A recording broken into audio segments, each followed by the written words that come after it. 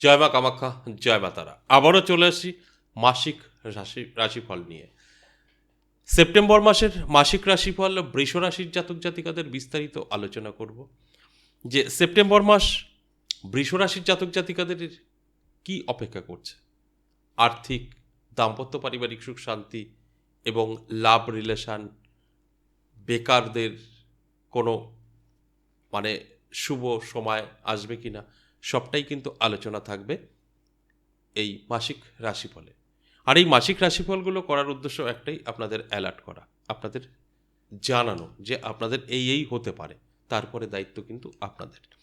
আপনারা যদি আগে থেকে জানতে পারেন যে আপনার এই দিকগুলো শুভ আছে, এই দিকগুলো আপনার জীবনকে বদলে দিতে পারে, সেগুলো খুব দ্রুত গতিতে আপনি কিন্তু আপনার জীবনে অ্যাপ্লাই করতে পারবেন। আর যদি আপনার খারাপ দিকগুলো থাকে, সেগুলো কিন্তু কাটিয়ে উঠতে পারবেন।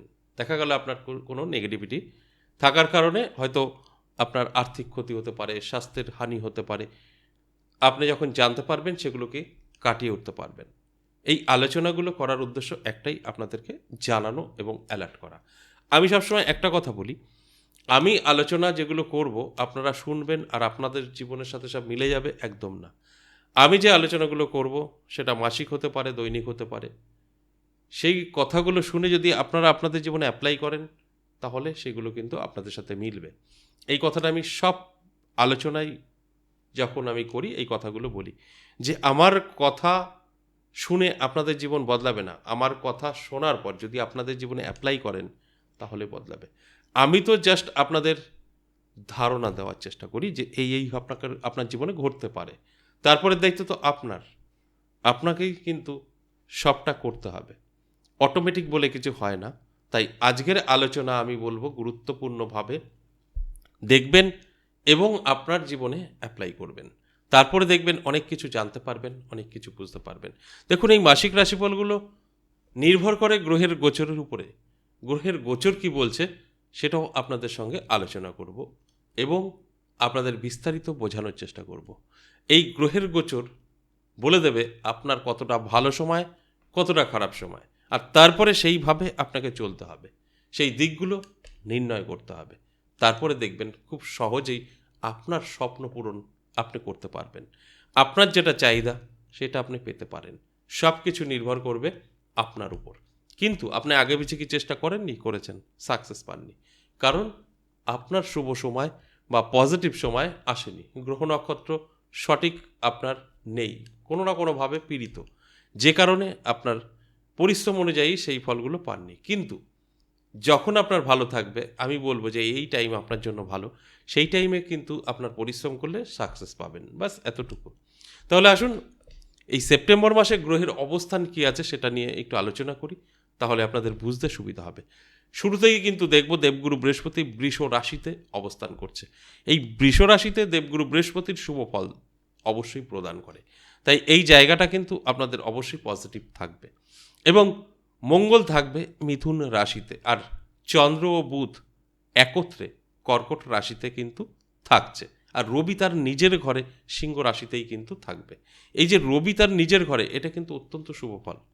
কারণ সিংহ একদম রবির খুব ভালোবাসার ঘর, নিজের ঘর। তাই সেইখানে কিন্তু শুভ ফল অবশ্যই দেবে, এতে কোনো সন্দেহের জায়গাই নেই। এবং শুক্র আর কেতু একত্রে থাকবে কন্যা রাশিতে, আর শনি তার নিজের ঘরে কুম্ভ রাশিতেই থাকবে বক্রী হয়ে।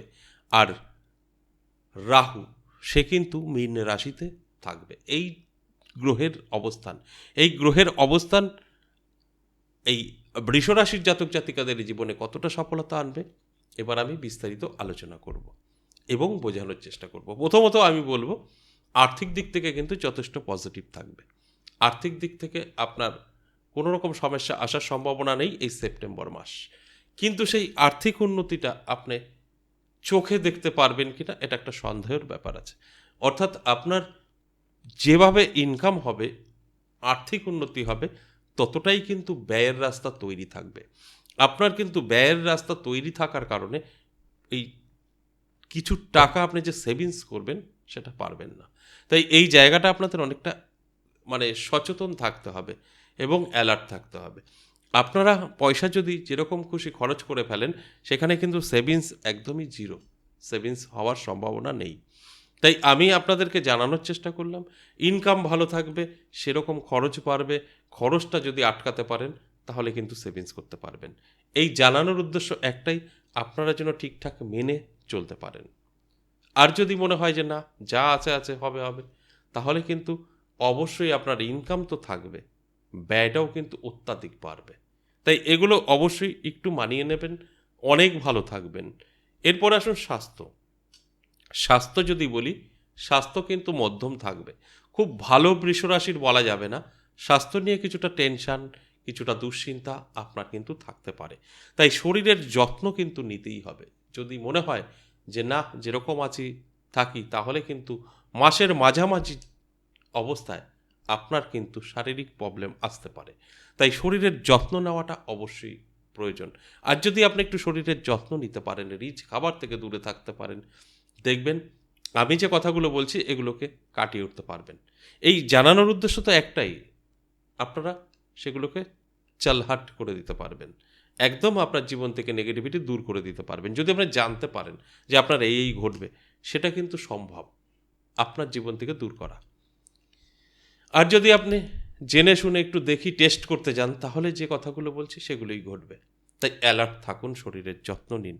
বেকারদের নিয়ে যদি বলি, তাহলে বেকারদের কিন্তু মধ্যম সময় থাকবে।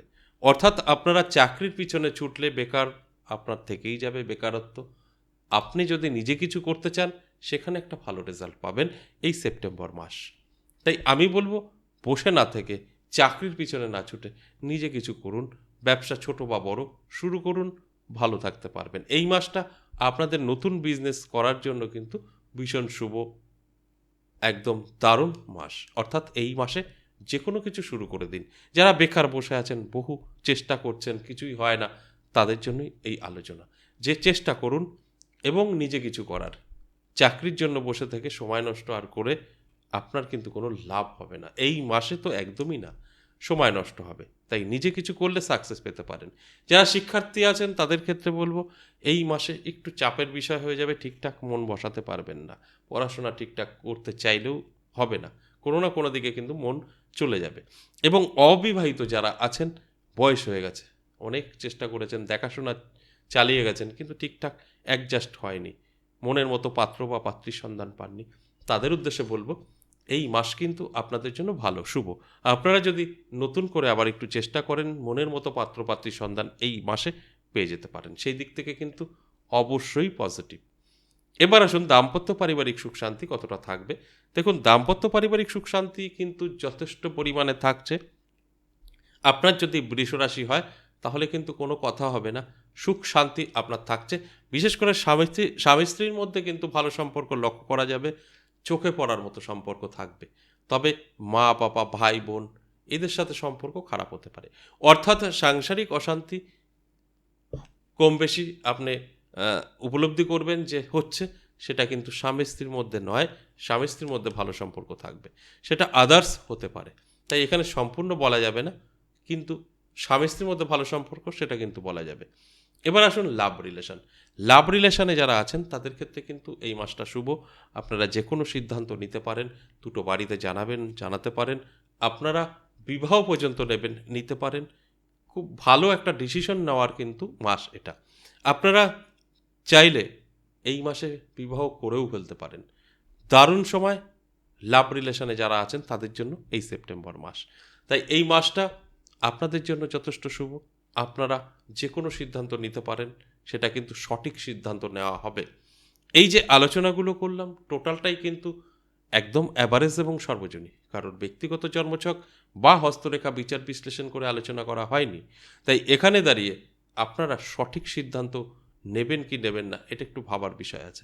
যদি আপনার পার্সোনাল জন্মছক বা হস্তরেখা বিচার বিশ্লেষণ করে নিতে পারেন, সঠিক তথ্য আপনারা জানতে পারবেন। আর এর থেকে যাদের জন্মছক বা হস্তরেখায় সব কটা গ্রহ ভালো আছে, তাদের ক্ষেত্রেই কিন্তু মিলবে।